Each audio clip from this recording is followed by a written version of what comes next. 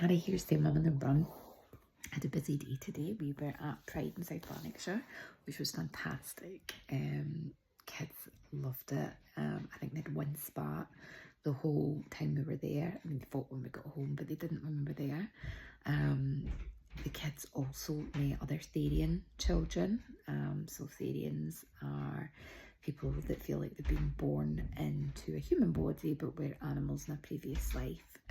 So there's a big collection of kids, particularly tweens and teenagers, although I think there's people of all ages, but there's a big community of kids, and it makes Faith, especially my 11-year-old, feel really included and part of community. She's also a big ally and advocate for the LGBTQIA+ community. As a wee, so it was lovely to go along and just spend the day celebrating with the community. We did the march, the entertainment was fantastic. The kids love going about all the kind of advocacy groups and charity groups, picking up all the little freebies, the little rainbow pens and badges and flags and everything. So it was really, really, really, really good. We'll definitely be back next year. There's another Pride event in our community in I think about 2 weeks' time, so we'll also take the kids along to that as well. Last few days, I think I was saying about going to the Tutankhamun exhibition during the week. I also forgot to mention that when Harry had his meltdown, he broke his phone again. So this is like, I think it was only about a month ago we replaced his screen for his phone. So that's another expense, but we're also trying to do a low spend August because we seriously overspent in July. And actually, I want to live a kind of less, I don't know, too much lifestyle. Like I want to really kind of cut back. There has been, you know, a decluttering journey going on in my life for a few years now, but I always end up bringing things back into the house as well. So I don't want to be a minimalist, but I definitely want to declutter and make our lives more streamlined, and I think that'll be good for everyone. I'm sorry if you can hear some yelling going on in the background.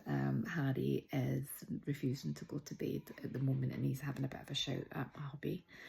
But I'm going to let them deal with that just now. I'm taking a step back and letting hubby deal with that.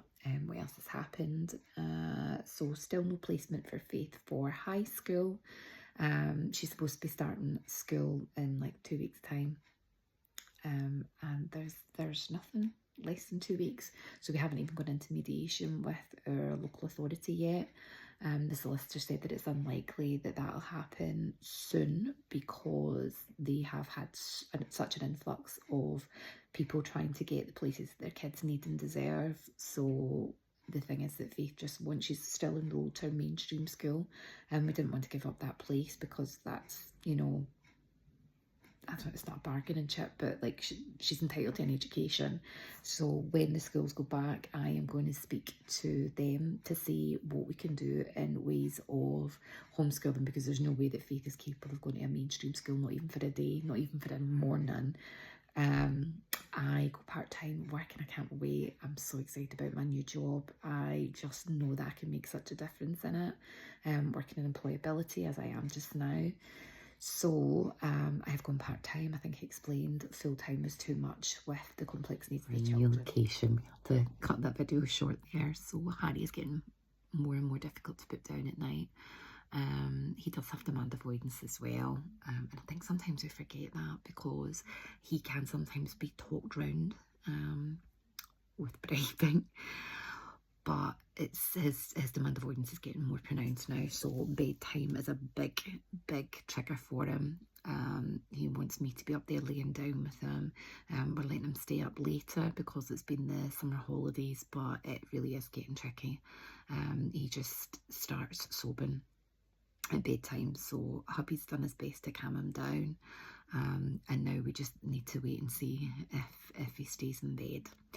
But just going back to the work thing, so yeah, so it was becoming unsustainable to be working full time with the children's needs as complex as they are. So I did think about giving up work completely, but financially it's not really a great idea for us, and also mentally for me, I need my work. I feel so fulfilled by work. yeah, it just, I need that purpose away from the children as well. I absolutely feel for all the families, all the parents that are having to give up work completely, even though they're not in the financial position to do so, but their children need them so much, and mine do. I'm not saying they don't, but I'm doing that bit for me as well, because without that, I think I would really struggle to be the kind of parent that I want to be when I'm around them. So I'll be working 3 days a week, 2 full days, 1 half day, and in the 2.5 days I'm at home, I am going to try and do some sort of schooling with faith, whether that is going out to museums, doing life skills, anything like that. But I'm going to time the school to see if they can help support as well. I don't know how that's going to go, because she is, for all intents and purposes, just an absent child from school.